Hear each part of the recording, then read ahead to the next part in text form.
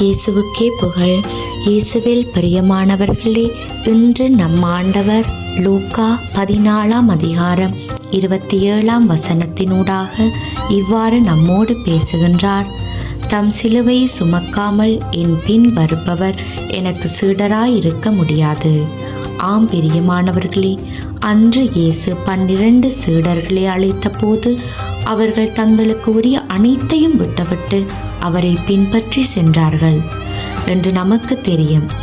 அநேக சிரமங்களுக்கு இடையிலாகத்தான் அவர்கள் இயேசுவோடு பயணம் செய்தார்கள். சில நேரங்களில் சீடர்களால் சில சவால்களை சந்திக்க முடியாமல் இயேசுவிடம் முறையிட்ட சந்தர்ப்பங்களும் உண்டு. ஆனால் இயேசு அவர்களுக்கு தான் கூட இருப்பதால் எதற்கும் அஞ்சக்கூடாது என அவர்களுக்கு தைரியம் கொடுத்த நேரமும் உண்டு. பிரியமானவர்களே, இன்று எம்மில் பலர் இயேசுவிற்கு சாட்சியாக வாழ ஆசைப்படுகிறோம். அவருடைய சீடத்தியாக மாற வேண்டும் என்று நினைக்கின்றோம்.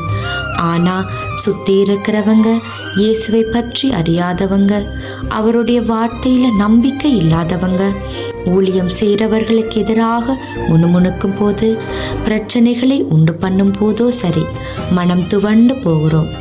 இயேசுவை பின்பற்றினா பிரச்சனைக்கு மேலே பிரச்சனை வந்து கொண்டே இருக்குன்னு நாங்கள் பின் வாங்கிடுவோம். எங்களுக்காகவே ஆண்டவர் என்று இந்த வார்த்தையை கொடுத்திருக்கிறார். பிரியமானவர்களே, நம்மால் தாங்க முடியாத பாரங்களை ஆண்டவர் ஒருபோதும் நமக்கு கொடுக்க மாட்டார். நமக்காக, நம் பாவங்களுக்காக சிலுவை சுமந்து மரித்தார். ஆனால் இன்று நாம் எங்களுடைய சுமைகளை சுமப்பதற்கே தயாராக இல்லை. இந்த தவக்காலத்திலே ஆண்டவரோடு சேர்ந்து பயணிக்க, அவர் நமக்காக பட்ட வேதனைகளை நினைவு கூற, ஆண்டவருடைய சீடராய் வாழ நம்முடைய சிலுவையை சுமந்தவர்களாய் பயணிப்போம். ஆமேன்.